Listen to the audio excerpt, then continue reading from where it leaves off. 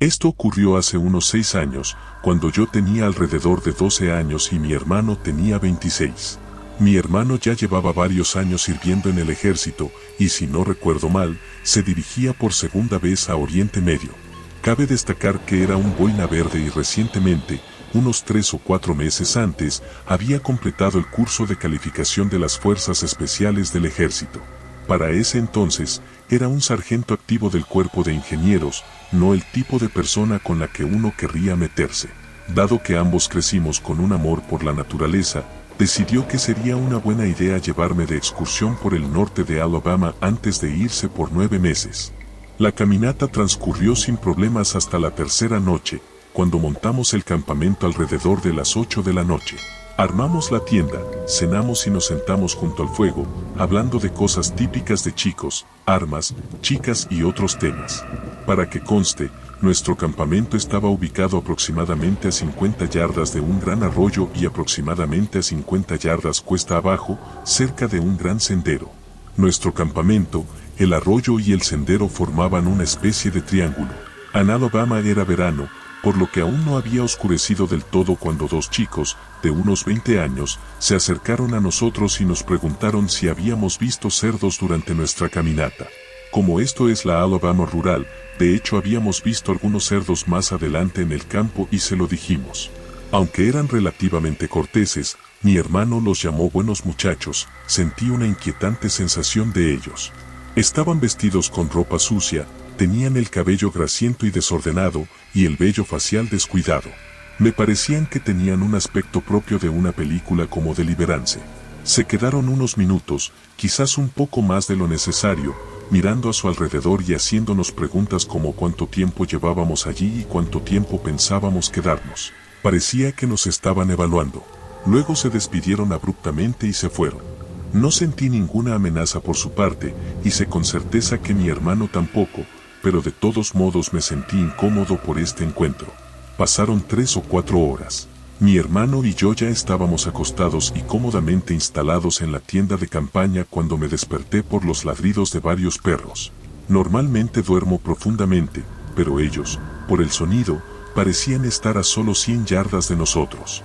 Mi corazón empezó a latir con fuerza y empujé a mi hermano a través del saco de dormir, preguntándole si estaba despierto y si había oído a los perros. Él respondió, no estoy dormido. Se están acercando desde hace aproximadamente 1 hora. Solo quédate quieto y no hagas ningún ruido. No hace falta decir que, a los 12 años, yo estaba a punto de volverme loco. Escuchábamos gritos ocasionales desde diferentes puntos, pero ninguno se acercaba. Después de unos minutos, mi hermano susurró, solo están cazando cerdos. Usan los perros para acorralarlos y luego les disparan. Eso me trajo algo de alivio, pero no mucho, de alguna manera, logré volver a dormirme. El hecho de que lo hicieran tan tarde en la noche fue una señal de alarma enorme, me dijo mi hermano más tarde, pero en ese momento, creo que solo intentaba calmarme. Pasaron probablemente 3 horas más, cerca de las 2 de la mañana.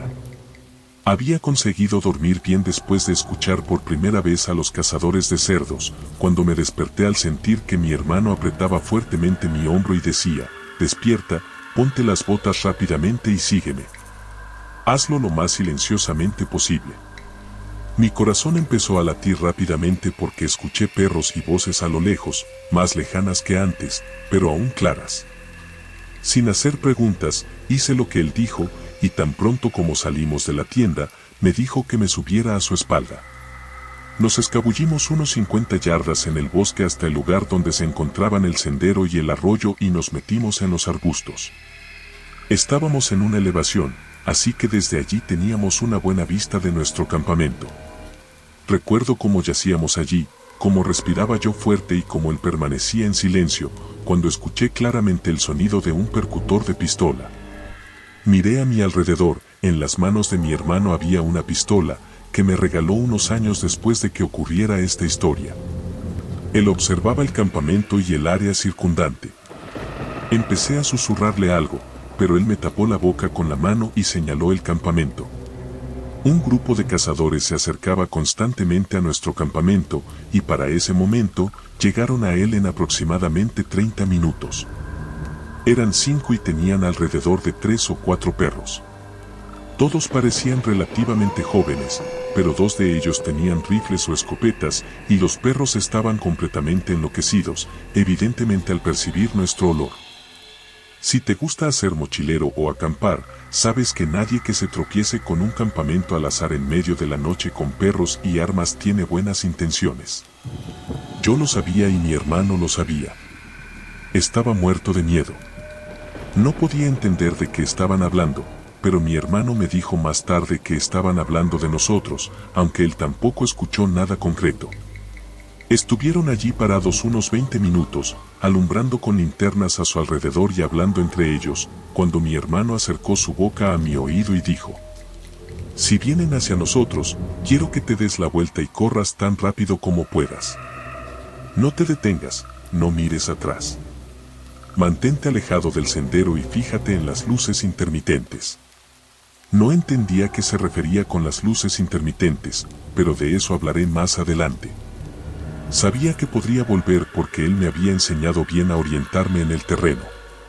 Me entregó una linterna y me dijo que no quitara el filtro rojo.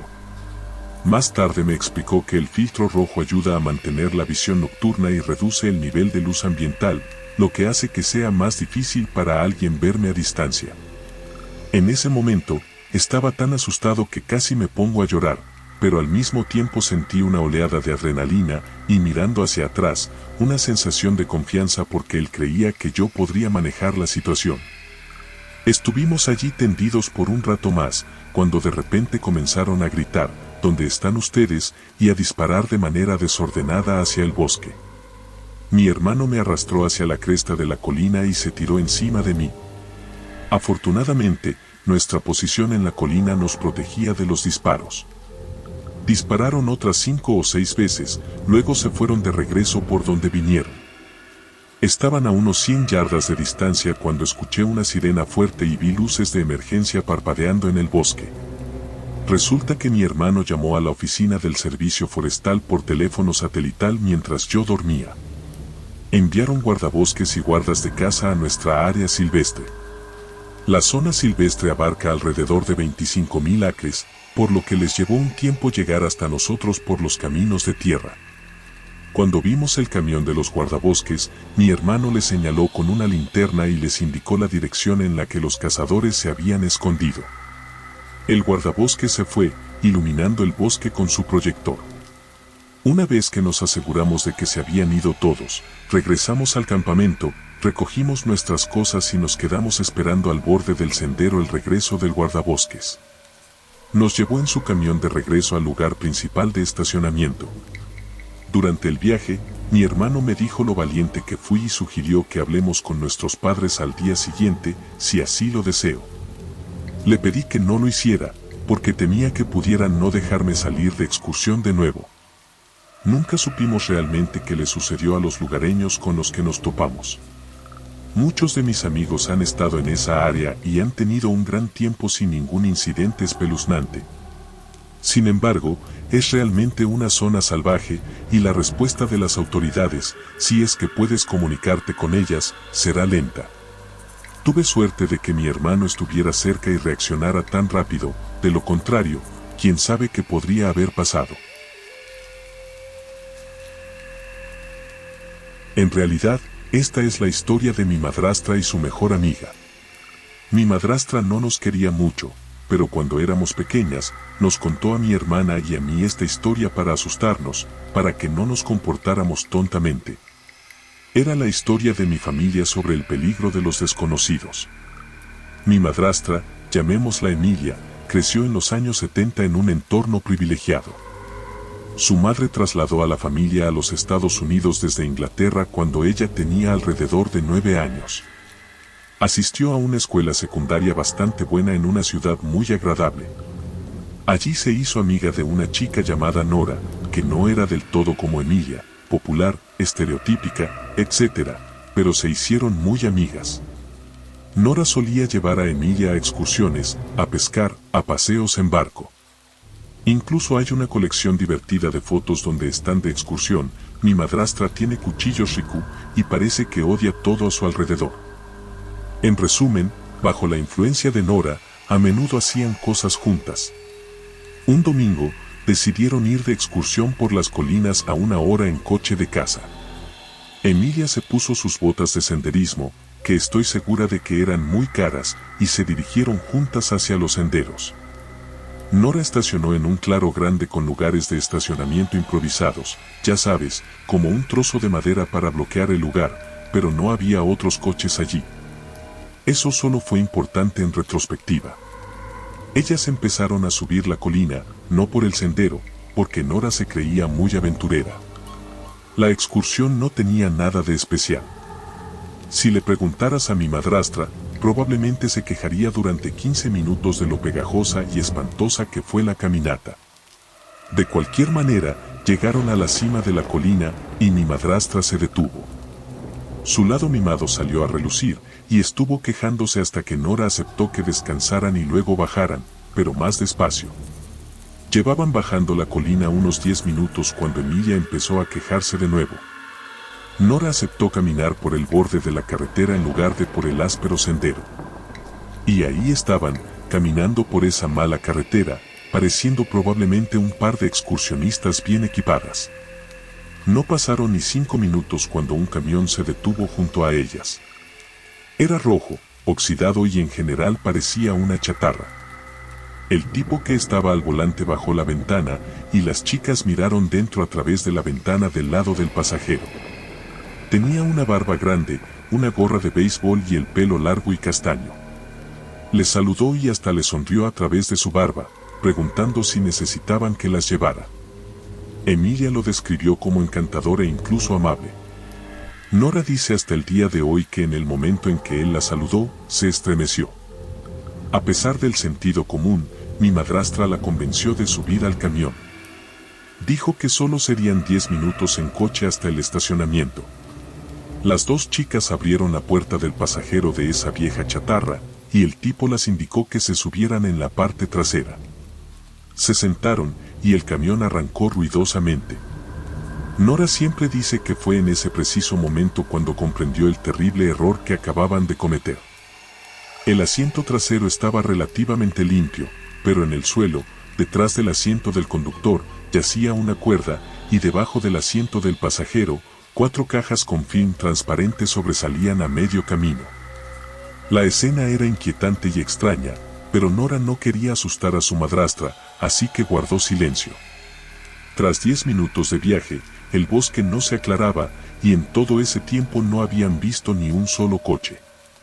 Nora preguntó cuánto tiempo más creía que tardarían en llegar.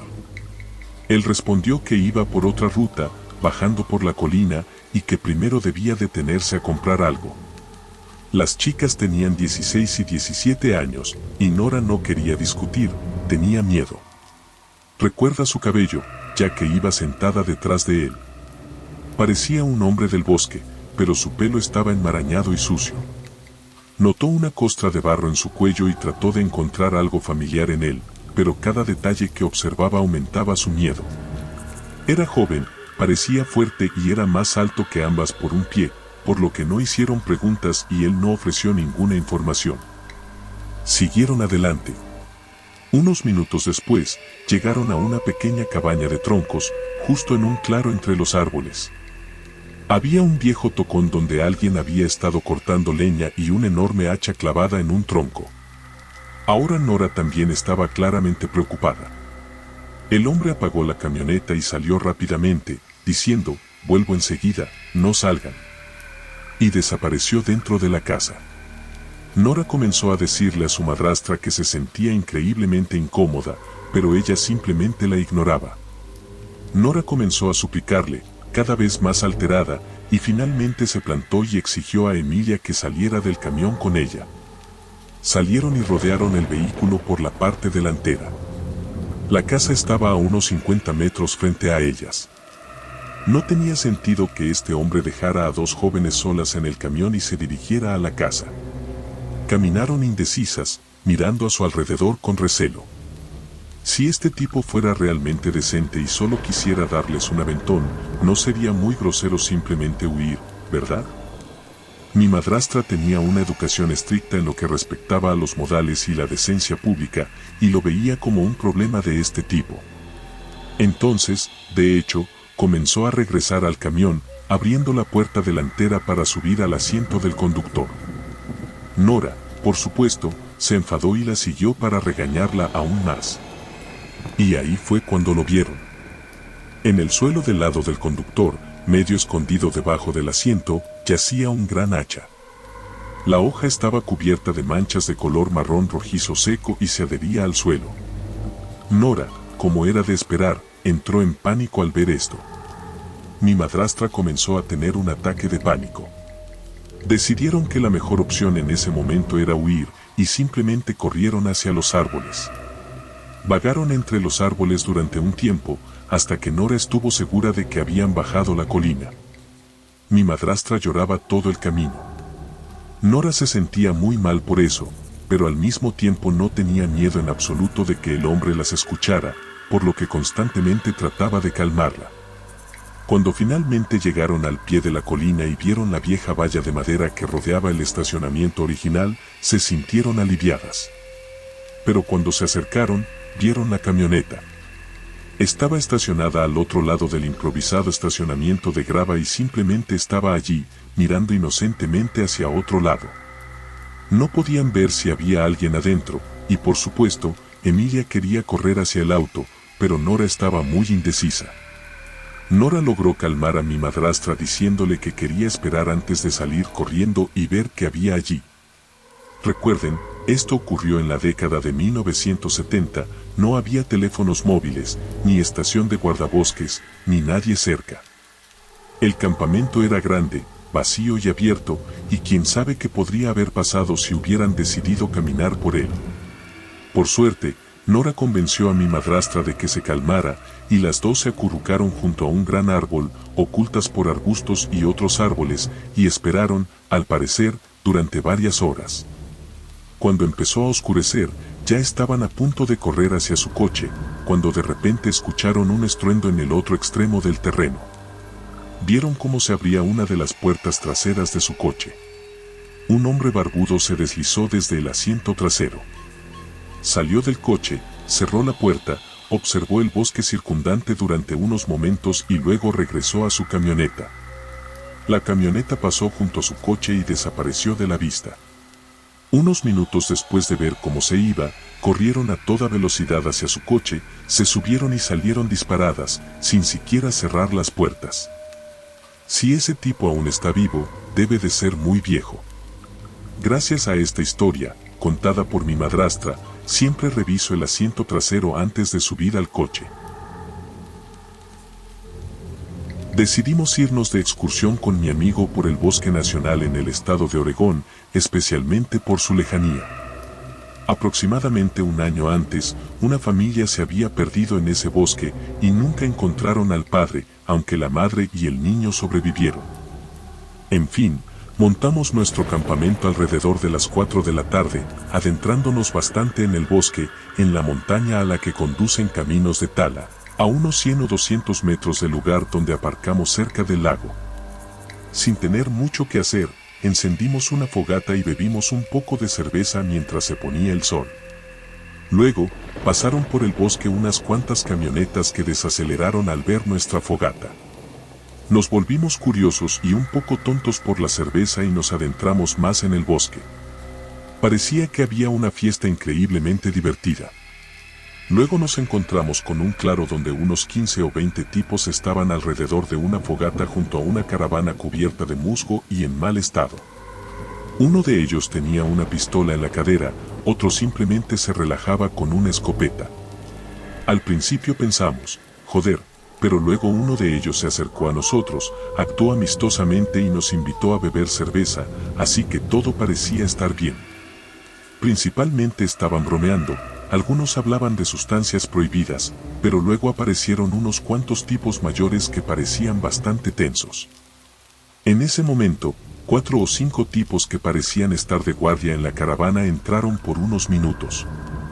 Esa caravana parecía que no la habían tocado en mucho tiempo. Cuando volvieron, dijeron que éramos maricas y que nos habían visto besándonos. Bastante rápido me levanté para volver al campamento, pero mi amigo, más lento y borracho, recibió algunos golpes. Luego se soltó y me siguió, y corrimos por el bosque en la oscuridad, con la esperanza de regresar a nuestro campamento al ver las brasas brillantes de nuestra fogata apagada, y todo el tiempo siendo perseguidos por unos locos armados hasta los dientes. Encontramos nuestro campamento, y recogiendo casi todas las cosas en la tienda, sacamos las estacas y tiramos la tienda en el maletero de nuestro coche.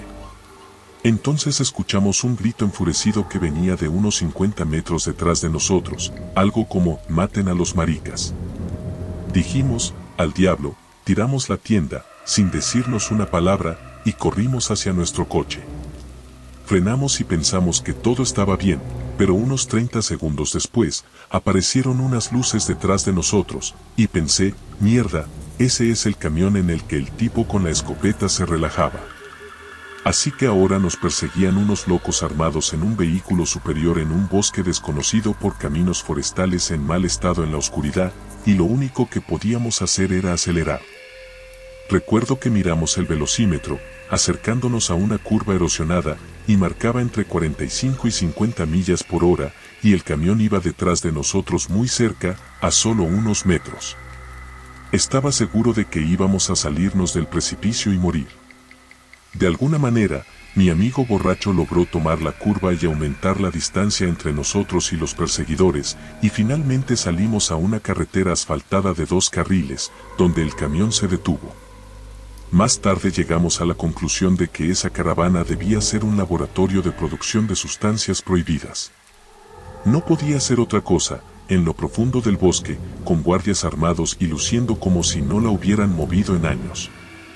Así que, en esencia, todo esto se convirtió en una persecución borracha a alta velocidad por la noche en caminos forestales desconocidos, y casi nos salimos del borde de esa montaña.